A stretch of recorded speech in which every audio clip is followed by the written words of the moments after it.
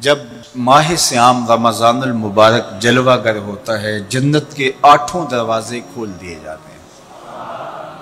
جہنم کے دروازے بند کر دیے جاتے ہیں اور شیاطین جکڑ دیے جاتے ہیں۔ اللہ جل شانہ اس موسم رحمت میں خاص عنایات اپنے بندوں پہ فرماتا ہے۔ ایک نفل ادا کرنے سے فرض ادا کرنے کا ثواب ملتا ہے اور ایک فرض ادا کرنے سے 70 فرائض ادا کرنے کا ثواب ملتا ہے۔ اسی طرح راہ خدا میں 1 روپیہ دو گے تو 70 روپے خرچ کرنے کا ثواب ملے گا۔ اسی طرح باقی نیکیاں بھی جتنی بھی ہم کرتے ہیں، وہ ایک نیکی کریں گے تو 70 گنا اجر ماہ سیام میں ہمیں نصیب ہوتا ہے۔ اس لیے اہل ایمان کا یہ طریقہ ہے کہ وہ اس مہینے میں کثرت کے ساتھ تلاوت کرتے ہیں، کیونکہ ایک مرتبہ اگر قرآن مجید پڑھ لیا تو 70 مرتبہ قرآن مجید پڑھنے کا ثواب نصیب ہوا۔ ماہ سیام میں چونکہ شیطان بندھا ہوا ہوتا ہے تو ہم اپنے آپ کو نیکی کی طرف اگر لانا چاہیں تو اتنی رکاوٹیں نہیں ہوتی جتنی عام دنوں میں ہوتی ہیں، لیکن اس کے باوجود بہت سارے لوگ ہیں جو رات کو بڑا پکا ارادہ کر کے سوتے ہیں کہ میں صبح وقت پہ اٹھوں گا اور نوافل بھی پڑھوں گا اور نماز بھی ادا کروں گا، لیکن جب صبح ہوتی ہے تو انہیں یا تو جاگ نہیں آتی یا نیند سے بیدار ہو جاتے ہیں، بستر سے اٹھا نہیں جاتا۔ جبکہ وہی شخص انہوں نے صبح سبزی منڈی جانا ہو تو چھلانگ لگا کے اٹھتے ہیں اور سبزی منڈی پہنچتے بھی ہیں۔ سستی طبیعت کا کسل نہیں ہوتا۔ عمومی طور پہ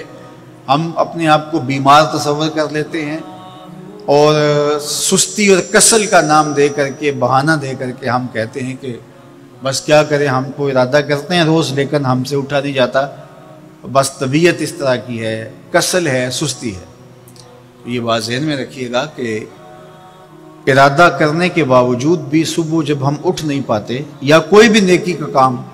ہم کرنے کا ارادہ کرتے ہیں تو ارادہ کرنے کے باوجود ارادہ ہی رہ جاتا ہے، ہم کر نہیں پاتے، تو اس کا سبب یہ ہوتا ہے کہ بہت سارے ہم گناہ کر چکے ہیں اور ان گناہوں کی وجہ سے ہم نیکی کی توفیق نہیں پاتے۔ حضرت حسن بصری رضی اللہ تعالی عنہ نے یہی وجہ اس کی بیان فرمائی ہے، تو اس کا بہترین طریقہ یہ ہے کہ توبہ کی جائے،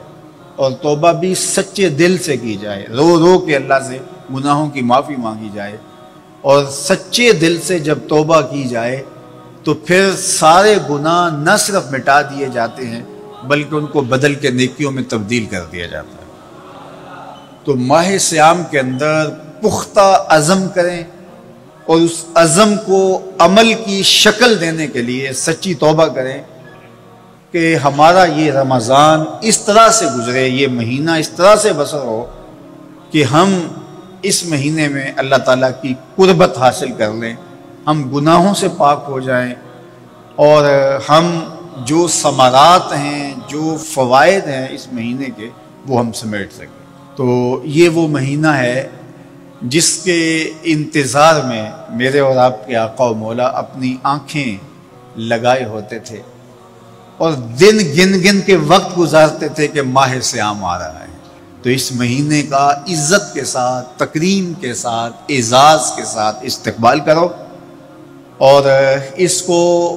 پلکوں پہ بٹھاؤ، اس کو دل پہ بٹھاؤ۔ اس مہینے کی تکریم یہ ہے کہ اس میں ہر برا کام چھوڑ دیا جائے۔ اگر کوئی شخص برا کام نہیں چھوڑتا اور روزے رکھتا ہے تو میرے اور آپ کے آقا و مولا کا ایک فرمان سن لیجئے، من لم یدع قول الزور والعمل بہ فلیس للہ حاجۃ فی ان یدع طعامہ و شرابہ۔ فرمایا کہ جو جھوٹ اور برے کام نہیں چھوڑتا اس کے بھوکا اور پیاسا رہنے کی اللہ کو کوئی ضرورت نہیں ہے۔ تو روزہ خوراک بچاؤ مہم نہیں ہے جو چلائی جاتی ہے، بلکہ یہ تزکیہ نفس کا موسم ہے، باطن کی صفائی کا موسم ہے، اور باطن کی صفائی نہیں ہوتی جب تک ہم کوشش کریں۔ آپ کے بدن پہ بہت ساری میل چڑھی ہوئی ہے اور جمی ہوئی ہے بدن کے ایک ایک عضو پہ میل، تو آپ پانی میں چھلانگ لگا کے باہر بھی آ جاتے ہیں تو میل نہیں اترتی، چلو کچھ نہ کچھ فرق تو ضرور پڑ جاتا ہے، لیکن میل نہیں اترے گی۔ میل کب اترے گی؟ جب آپ اپنے بدن کو مل مل کے اس کے اوپر صابون لگا کر کے اچھی طرح سے اس کو جب اتاریں گے محنت کوشش سے، تو پھر آپ کا بدن مہک جائے گا، ہلکا پھلکا ہو جائے گا، میل اتر جائے گی۔ یہ موسم رحمت ہے، اللہ کی رحمتوں کا می برسے گا، اس سے کچھ نہ کچھ فائدہ تو ہوگا ہی، لیکن حقیقی فائدہ وہی حاصل کرے گا جو اپنے گناہوں کو مل مل کے دھوئے گا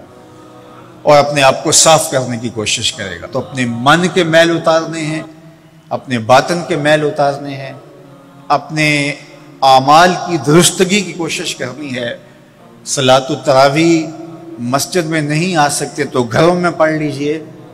جس طرح بڑی عمر والے لوگوں کو، بیمار لوگوں کو کہا گیا کہ آپ گھروں میں پڑھ لیں، بچوں کو کہا گیا، لیکن چھوڑیے گا نا، یہ رمضان المبارک کا خاص عمل ہے۔ آج کل دین بیزار طبقہ مختلف جگہوں پہ بیٹھ کے مسجد پر، مدرسے پر، تراویح پر،